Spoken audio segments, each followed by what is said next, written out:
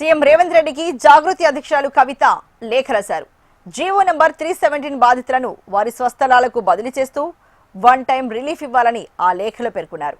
2021 December 6న అప్పటి BRS ప్రభుత్వం జారీ చేసిన జీవో నంబర్ 317 ద్వారా వేలాది మంది ఉద్యోగులు ఇబ్బంది పడుతున్నారని తెలిపారు.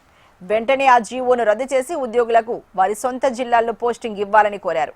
2023 అసెంబ్లీ ఎన్నికల్లో కాంగ్రెస్ పార్టీని గెలిపిస్తే జీవో నంబర్ 317ను సమీక్షించి బాధిత ఉద్యోగులకు న్యాయం చేస్తామని హామీ ఇచ్చారని పేర్కొన్నారు.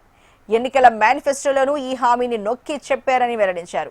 పీసీసీ అధ్యక్షుడి హోదాలో మీరు ప్రస్తుతం మీ మంత్రివర్గంలో ఉన్న పలువురు నాయకులు ప్రభుత్వ ఉద్యోగులను మానసిక క్షోభకు గురిచేస్తున్న జీవో నంబర్ 317 బాధితులకు న్యాయం చేస్తామని పలు సందర్భాల్లో హామీ ఇచ్చారని ఆ లేఖలో గుర్తు చేశారు. ఆమె వెంటనే జీవో నంబర్ 317 బాధిత ఉద్యోగోపాధ్యాయులకు వన్ టైం రిలీఫ్ కింద వారి స్థానికత ఆధారంగా వారి స్వస్థలాలకు బదిలీ చేసేలా ఆదేశాలు జారీ చేయాలని కోరారు.